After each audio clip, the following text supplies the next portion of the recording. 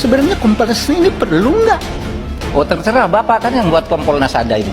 Iya, yang saya Kan tanya. DPR yang buat. Iya. Kalau mau menurut saya, dibubarkan, kalau bubarkan kapasitasnya cuma jadi juru bicara, Iya. seperti itu ya tidak perlu ada Kompolnas. Ya silakan Pak.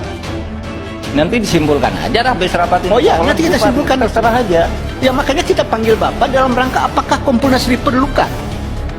Ada jawaban Ini apapun nggak hasil penting ya Pak. penyelidikan tindak lanjuti resmi Pak, tertulis Pak. Ada Masa tindak saya lanjut nggak nggak Pak? boleh dong. Iya boleh. Enggak, Ada kalau tindak soal lanjut nggak Pak? implementasi di Polri jangan salahkan saya. Loh, tidak disalahkan Pak. Langsung kepada Pak Mahfud. Intervensi Pak Ketua, bukan menanggapi. Saya hanya mengatakan gini Pak Ketua, banyak hal yang ingin kita gali. Iya.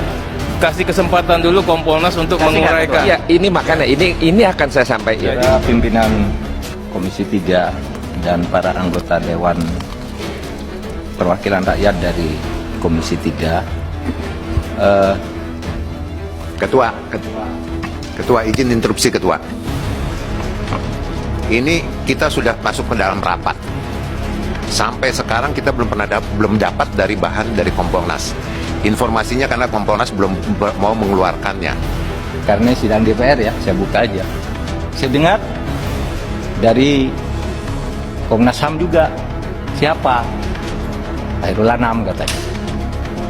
Dan izin, Pak Mahfud, Ya, Kompolnas, Pak Mahfud sebagai Menko atau Ketua Kompolnas yang dalam hal ini bisa panggil Komnas HAM itu alasannya apa? Atau memang wewenang tugas Bapak bisa panggil Komnas HAM beserta Kompolnas untuk itu?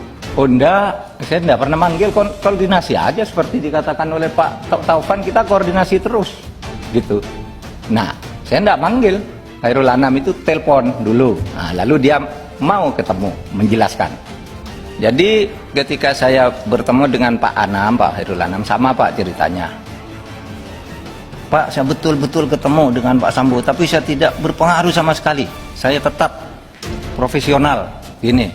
Terus gimana cek? Sama Pak Khairul Anam itu, Pak Khairul Anam sambil berdiri di tempat saya, berdiri di keliling gitu, berdiri betul. Begini loh Pak Sambo, saya ini dianiaya gitu-gitu, bolak-balik. Sudah ditanya ada apa Bang, nggak tahu, nggak menjelaskan apa-apa, hanya bilang dianiaya, didolimi, istri saya dilecehkan. Itu yang saya dengar. Lalu tentu saya lalu cari ke sumber luar, karena tidak ada di sini, saya tidak sebut orangnya. Izin pimpinan, Pak Mahfud, Ya, tugas Kompolnas itu apa? Diperjelas Pak, tugas Kompolnas itu apa sih sebenarnya? tugas sangat ya, saya ini Menko Polhukam, Ya, ex officio Ketua Kompolnas. Kompolnas itu ikut mengawasi, memberi rekomendasi, dan tapi saya Menko Polhukam yang harus menerjemahkan setiap yang dikatakan Presiden kepada publik. Misalnya gini, kalau sudah Presiden bicara ke publik, Menteri itu tidak usah tanya lagi. yang Giring saya dia. tanya bukan Menko-nya Pak, tugas Kompolnasnya. Seandainya, ini kan officio, tapi Kompolnas pokoknya- itu pengawas eksternal, Ya, pengawas eksternal Polri, eksternal atau internal? pengawas eksternal Polri. Jadi dia mitra. Ya. Pak, kalau posisi sebagai mitra, ya, apa bedanya dengan DPR? Sama saja.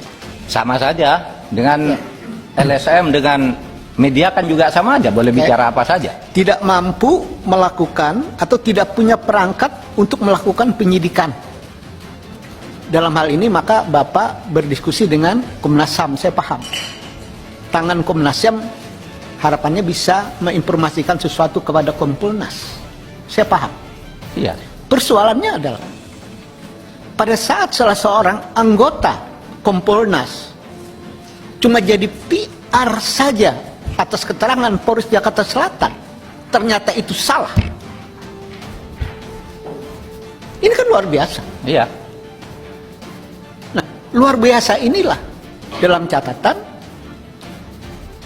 sebenarnya Kompolnas ini perlu nggak? Oh terserah, Bapak kan yang buat Kompolnas ada ini. Iya, yang saya Kan tanya. DPR yang buat. Iya, Kalau mau menurut saya, dibubarkan, kalau bubarkan kapasitasnya cuma jadi juru bicara, Iya. seperti itu ya tidak perlu ada Kompolnas. Ya silakan Pak. Nanti disimpulkan aja habis rapat ini. Oh iya, Kompolnas nanti kita bubar, simpulkan. terserah aja. Ya makanya kita panggil Bapak dalam rangka apakah Kompolnas diperlukan untuk melakukan pengawasan eksternal kepolisian. Ternyata kenyataannya, ya, cuma juru bicara, ya, tidak punya tangan untuk melakukan penyidikan, atau ada pengalaman yang perlu Pak Mahfud ceritakan. Sementara ini, ada enggak masukan, catatan itu direspon positif oleh kepolisian? Banyak kasus. Pak. Banyak. Contoh. Oke, kasus KM50 gimana Pak? Bapak pernah bikin catatan itu kepada kepolisian? Saya pernah kirim surat langsung. Ya, jawabannya apa? Itu urusan Kapolri. Saya pernah, saya sebagai Jawabannya Menko Polhukam, tidak Ketua Kompolnas. ada jawaban ini apapun, nggak hasil penting ya, Pak? penyelidikan tindak lanjuti resmi Pak, tertulis Pak. Ada Masa tindak saya lanjut diam? nggak, Pak? Boleh dong. Iya, boleh. Enggak, Ada kalau tindak soal lanjut nggak, Pak? implementasi di Polri jangan salahkan saya. Loh, tidak disalahkan Pak. Kita ini kan bernegara. Yang saya tanya adalah tugas Bapak itu direspon nggak? Kalau tidak direspon, maka benarlah tidak perlu ada Kompolnas. Kalau direspon, berarti ada Kompolnas. Polri semakin maju, kan begitu Pak? Kita Ya, kan silakan. bernegara Pak. Silakan Bukan aja menang-menangan. dinilai, Pak. Jadi jangan menang-menangan Pak. Saya menggali ini dalam rangka untuk kepentingan yang saya paham untuk bernegara. Kalau surat-surat Kompolnas tidak dilayani sama kepolisian, buat apa Kompolnas ada? Kan begitu Pak harusnya. Iya. Ini catatan saya nih, pimpinan. Terima kasih.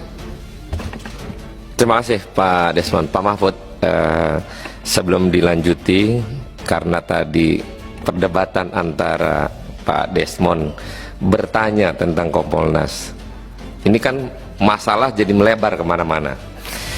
Yang kita inginkan adalah masyarakat secara total melihat kondisi ini. Sepertinya negara ini hanya fokus kepada tersangka Ferdy Sambo, sedangkan urusan lain banyak sekali negara ini.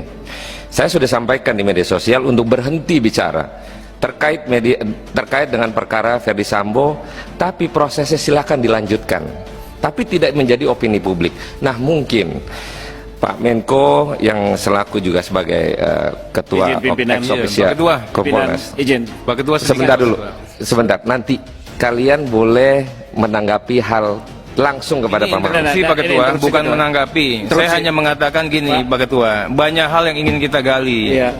Kasih kesempatan dulu Kompolnas untuk menguraikan. Ya, ini makanya ini akan saya sampaikan. Jadi, terkait dengan apa yang menjadi pertanyaan kita semua. Ini kan jadi kita bertanya nih kepada Pak Mahfud terkait dengan tweetnya yang sebelumnya. Ada LPSK, ada Komnas HAM. Teman-teman silakan tanya nanti. Ini terbuka. Cuman saya selaku pimpinan saat ini ingin menyampaikan Pak, bahwa Republik ini jangan menjadi isu nasional gara-gara tersangka Ferdy Sambo dan istrinya. Teman-teman, silakan nanti pada saat Pak Mahfud bicara, tanggapin silakan. Baik. Silakan. Izin Tidak Ketua, ada izin hambatan interupsi apapun. Ketua. Interupsi Ketua. Ketua, saya mengusulkan agar rapat ini bisa lebih terarah, konstruktif. Saya kira kita berikan sebagaimana biasa kesempatan kepada para mitra kita untuk masing-masing apakah 10-15 menit menyampaikan ke hadapan rapat Komisi 3 ini apa yang akan disampaikan oleh kelembagaannya masing-masing.